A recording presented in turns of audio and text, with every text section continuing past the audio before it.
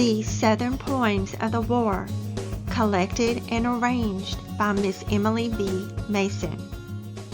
A poem entitled The Ship of State by Mrs. C. A. Warfield. A good ship o'er a stormy sea, before the gale is driving, the billows leap against her prow with more than demon striving. The lurid lightning half illumes the sun-deserted heavens, and shines upon her pennon proud, her sails in cordage riven. Her decks are thronged with storm-beat men, a crowd of eager faces, where desperate hope and suffering stern have left their iron traces. But not a sign of craven fear proclaims one base emotion, in souls that grapple with their doom and dread not wind nor ocean. Clear rings a voice above the throng, so sweet that all may hear it. 'Tis from the helmsman, slight and pale, with the look of a ruling spirit. He hath dropped his mantle on the deck, his brow is bare and gleaming, and he stands before them like those shapes that Jacob saw in dreaming. Come weal, come woe, I share your fate. No human power can part us, and while we bend to his behest, our God can ne'er desert us. Why heed the rest? Let tempest rage, and sun refuse its shining. We know one hand is over all, and clouds have their silver lining. Then cast away to the foaming deep our treasures prized and golden. Lighten the good ship on her way, and her course will yet be holden. And see afar the southern star gleams through the rifted heaven.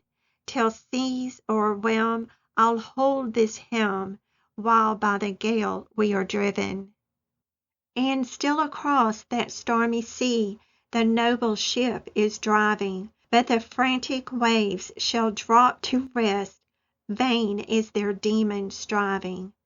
And far above her shattered sails the cross and star are flying. 'Tis a crew that looks to God alone, the elements defying. About the author. Mrs. C. A. Warfield was born Catherine Ann Ware in Natchez, Mississippi in 1816. She was raised primarily in Philadelphia. Catherine began writing poetry with her younger sister Eleanor at an early age, and together they published 2 volumes under the titles The Two Sisters of the West, The Wife of Leon, 1843, and The Indian Chamber and Other Poems, 1846. In January 1833, at the age of 16, Catherine married Robert Elisha Warfield and settled in his Kentucky home, where they had 6 children together. In 1849, Eleanor died of yellow fever. Warfield ceased writing for several years as she was stricken with depression.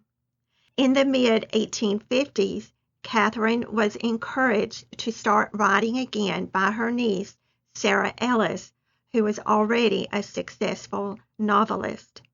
In 1860, Warfield published anonymously as A Southern Lady, The Household of Beauvoir, a Gothic fiction in 2 volumes. It achieved great popular success. Warfield was praised as Shakespearean. After the Civil War, Warfield published 8 more novels, all under her own name. The 2 most popular were Fern Fleming, 1877, and its sequel, The Cardinal's Daughter, 1877. She died in 1877.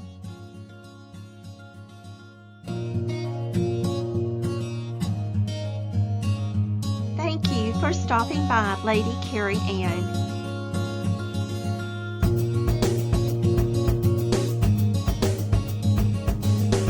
Please subscribe, like, and share.